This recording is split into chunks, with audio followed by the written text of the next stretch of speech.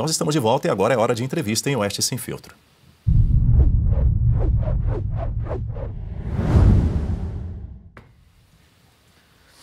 Nosso contato agora é com o advogado Jeffrey Cicchini, que acompanhou o dia todo esse depoimento do Mauro Cid. Seja muito bem-vindo ao Oeste Sem Filtro. Quero saber as suas primeiras impressões, doutor. Grande Daniel, tudo bem? Prazer imenso. Acompanhei sim e termino esse depoimento do Mauro Cid muito feliz. Muito feliz. Para quem assistiu aqui, Daniel, a minha primeira entrevista aqui na Oeste Sem Filtro sobre esse caso, eu falei: brasileiros, não joguem a toalha. Eu disse exatamente isso. Brasileiros, não desistam. Quando esse processo iniciar a fase judicial, esse castelo de areia vai desmoronar. E quando iniciarem a fase judicial, eu disse exatamente isso. Quando iniciarem os depoimentos judiciais, esse castelo de areia desmoronará. E foi exatamente o que aconteceu hoje. Por quê? Porque na fase policial você tem um depoimento escrito e papel aceita tudo. Agora nós estamos na fase judicial. E hoje, em contraditório judicial, fase da oralidade, olho no olho, Mauro Cid deixou bem claro que não houve tentativa de golpe.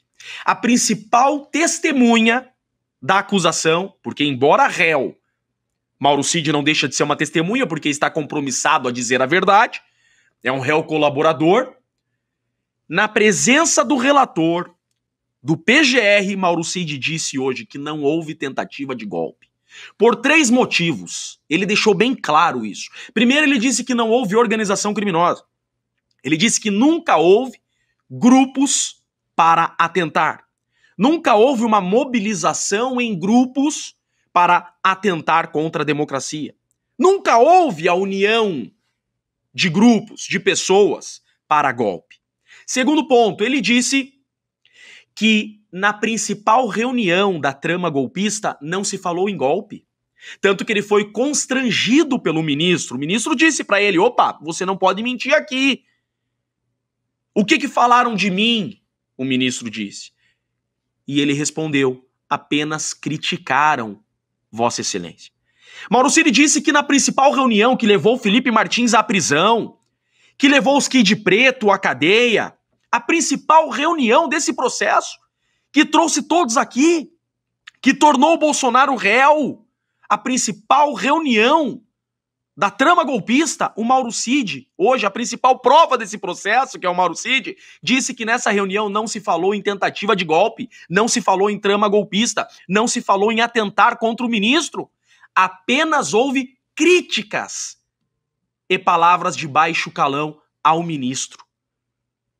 E, inclusive, Mauro Cid ficou constrangido em responder isso, porque ele sabe que não era essa a resposta que o relator queria ouvir, mas ele disse que nessa reunião da trama golpista não se falou em atentar contra o ministro. E por último, o terceiro ponto que deixa claro que não houve tentativa de golpe, ele disse que o presidente Bolsonaro nunca se reuniu com militares para tratar de golpe. Que nunca houve uma reunião entre o presidente Bolsonaro e comandantes das forças para tratar de golpe. Pronto. Acabou. Eu digo para o senhor, esse processo poderia terminar hoje. Esse processo pode acabar hoje. Não precisa mais continuar. Acabou. Não tinham provas documentais alguma. Toda acusação se baseava em cima das 11 delações do Mauro Cid, que hoje caiu por terra. Hoje a acusação perdeu. Hoje a farsa da trama golpista acabou. Hoje o Brasil viu que esse processo é uma farsa. É a maior farsa da história do país. Gastaram milhões com essa investigação para nada. Prenderam inocentes. Gastaram milhões com esse processo para nada. A única solução agora é reconhecer a inocência desses acusados. Esse processo hoje chegou ao fim. Todos esses acusados, com esse depoimento do Mauro Cid, têm que ser inocentados, porque Mauro Cid disse expressamente que tentativa de golpe não houve. Pois é, Piotr. Doutor Schiquini, boa noite ao senhor, seja bem-vindo aqui ao Oeste Sem Filtro. Eu tenho 3 depoimentos, o senhor já citou aí, o senhor fez um brilhante resumo do dia de hoje aí, mas eu vou pegar só 3 momentos desse depoimento. Primeiramente, o Silvio dizia há pouco aqui, numa pergunta do ministro Fux, o Mauro Cid não consegue, e diz que não houve nenhuma relação com o 8 de janeiro. E o 8 de janeiro é frequentemente associado à possível trama golpista ainda em dezembro, né? Ou novembro, dezembro. Foi uma pergunta do ministro Luiz Fux. Depois de uma pergunta feita pelo advogado Dr. Celso Villar, o advogado do ex-presidente Bolsonaro, ele diz que aquele telefonema em que ele cita um general, ele não se lembra de com quem era o general, que ele fala de alguns empresários que teriam ido ao Palácio para conversar com o presidente, enfim, sugerir outras medidas. Citou, inclusive, o ex-ministro da Saúde, hoje deputado federal, o general Pazuello e tudo mais, mas ele não se lembra de absolutamente nada. Ele não lembra com quem ele estava falando. Possivelmente, né, doutor? Possivelmente não é prova, ainda mais para incriminar alguém. Depois, na pergunta do doutor José Luiz de Oliveira, que é o advogado do general Braga Neto, ele pergunta justamente sobre a tal da reunião, que é apontada como a razão da prisão do Braga Neto. Ele diz assim que não, na reunião, que não se lembra, que não foi, que não aconteceu. Doutor, faz-se o quê com isso? Porque nada disso incrimina ninguém. Aliás, eu não sei como é que o Mauro Cid vai responder ou vai ver depois disso, porque ele diz um monte de coisa que ele não pode provar. E em juízo, é agora que vale, não é isso, doutor? Uma coisa que se fala na Polícia Federal, de frente ao juiz, é agora que vale. Exatamente, por isso que eu digo, acabou. Pode fechar a tampa desse processo, ele acabou. Porque aquilo que foi produzido no inquérito, o Código de Processo Penal diz exatamente isso. O que é produzido no inquérito serve apenas para iniciar o processo, para dar início à fase processual. Agora, para condenar alguém, você precisa de contraditório judicial. Você precisa de prova produzida em contraditório judicial, que são essas audiências, que nós já estamos acompanhando esse desmontar dessa farsa desde o depoimento do ex-comandante do Exército.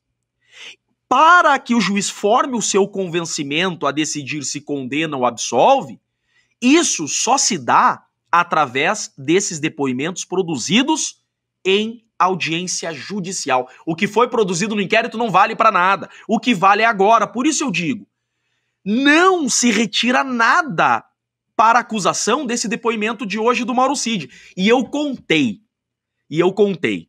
Foram mais de 920 vezes que o Mauro Cid usou a frase não sei ou não lembro. Mais de 920 vezes, eu contei. É o primeiro delator da história que fala não sei, não lembro, eu não estava lá, eu tinha acabado de sair da sala quando as pessoas chegaram. Não se sustenta. Eu disse aqui, naquela primeira entrevista que eu estive aqui na Revista Oeste, quando iniciassem as audiências judiciais, o castelo de areia dessa farsa acusatória iria para o chão. Pronto. Está claro para os brasileiros. Pronto. Chega. Já passou do tempo. Chega. Esse processo durou demais. Tudo que a acusação tinha era esse depoimento do Mauro Cid, que hoje deixou bem claro que trama golpista alguma existiu, que ele não viu nada, que ele é um papagaio que foi coagido e torturado sob ameaça de ter sua família presa para dizer o que queriam que ele falasse. Por isso que na frente do relator ele fica constrangido em sustentar as mentiras. Porque de um lado ele não pode desagradar a justiça, que o coagiu a delatar, e por outro lado ele está com a verdade nas costas dele, olhando para ele atentamente.